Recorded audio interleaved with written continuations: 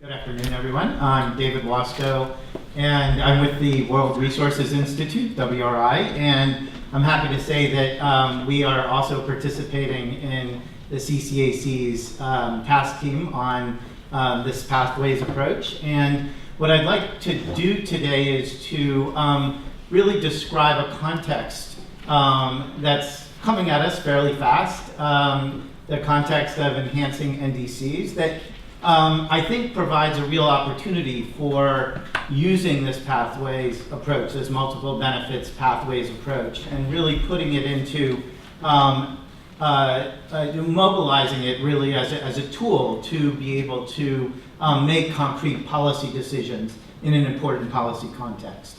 And let me just say at the outset that as you've heard, CO2 reductions are absolutely critical, absolutely fundamental. But I'll be talking today specifically about what, as this slide suggests, are powerful climate forcers, what we often call short-lived climate pollutants that include methane, black carbon, and HFCs. And those really pose, I think, important challenges as we look at the 1.5 degree context. And as you heard from Johan, when you look at the drivers of temperature change in the coming near-term years, addressing those pollutants is absolutely essential. So, as I said, what I'd like to do is to think about this all in the context of the process under Paris and NDC enhancement very specifically. As this slide shows, we're in the midst of what is a long-term transformational process. We're looking out to 2050, as the Paris Agreement suggests, keeping temperature change well below 2 degrees or to 1.5 degrees. And along the way, there are critical milestones. This is not something that we have the luxury of waiting until 2050 to do. It's not even something we have the luxury of waiting many years at all to do. And the first critical milestone ahead of us really is 2020. We're in the midst of the first 5-year cycle or process under the Paris Agreement. And there's a window of opportunity now for countries to enhance their NDCs by 2020. I think there's a reasonable question to ask: why is it relevant and important, in fact, for countries to think about this process of reviewing and potentially enhancing their NDCs by 2020? I think there are a number of answers to that question. Obviously, one is the importance of aligning with those temperature goals under Paris, including the 1.5 degree goal, and long-term strategies that many countries are now putting in place. And to take those long-term perspectives and really put them into action in the near term. But there are other reasons as well. As we know, there are tremendous shifts in technology and in economic trends that have to do with energy and other parts of the puzzle that we need to address when we're addressing climate change. There's new information, there's innovation, technology costs are dropping rapidly. But there are also many opportunities. Not only is the situation changing, but there are also, because of that, many opportunities that can be seized. There are, as we've heard several times, broader development and economic and health benefits that come from taking action. And NDCs and enhanced NDCs can provide a tool to seize those benefits. There are also new targets out there in the broader world, new international agreements, the Kigali Amendment, for example, having to do with HFCs. There's now IMO targets on reducing emissions that I think are relevant for how we think about ports, for example. And there's much progress that's already being made. And enhancing NDCs really provides an opportunity to capture much of that early progress. And one I'll add also to this mix, one additional reason has to do with investment, really spurring investment and attracting investment for the kinds of changes that countries would like to make. And as Daniel pointed out, ministries of finance are often right at the, they're at the other end of the table, but very much critical to the task of taking action. And if we can think about enhanced NDCs as a tool really to bring finance ministries to the mix by making it an investment roadmap and showing the ways in which it can spur investment, I think it can be quite helpful. So, with that context, what did we have in the first round of NDCs addressing these issues, addressing short-lived climate pollutants? As you see here, in terms of the coverage of those pollutants in the first round of NDCs, the 2015 NDCs, there are a number of those that did in fact cover a wide range of gases. There are 75 that covered methane and N2O. There are 50 additional ones that also covered F-gases, including HFCs in addition to that first group. But there are also a number of countries that didn't include short-lived climate pollutants or were not clear in terms of that coverage. So there are 16 that were only CO2, that covered only CO2, and 23 where there was a lot of ambiguity about what in fact was covered.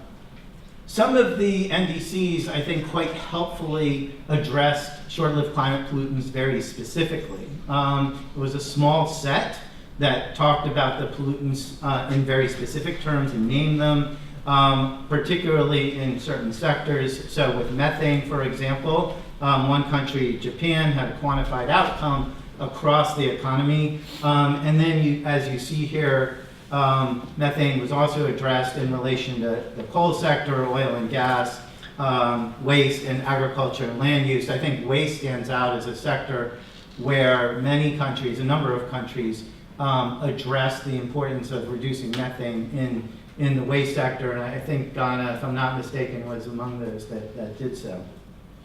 And then there are also a set of countries that addressed HFCs, black carbon, and other actions specifically with reference to SLCPs.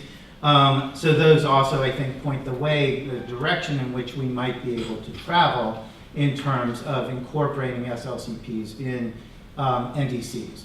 Now let me say, there are a number of other NDCs, the first round NDCs, that had policies and measures of various kinds that are relevant to short-lived climate pollutants, but didn't necessarily refer specifically to those pollutants. So I don't want to give those short shrift because often, I think Ghana is a good example of this, often those actions and policies will have significant benefits for these. I think what we do see, though, is that actually naming the pollutants, the short-lived climate pollutants, in a way that allows us to focus on them was not something that was widely enough done, perhaps, in the first round NDCs, or perhaps a better way to put it is, it leaves open a substantial opportunity for countries now to think about how they might, in fact, address short-lived climate pollutants in very concrete ways. WRI's been doing some work thinking about NDC enhancement broadly, what the ways, the various options might be for countries to enhance their NDCs.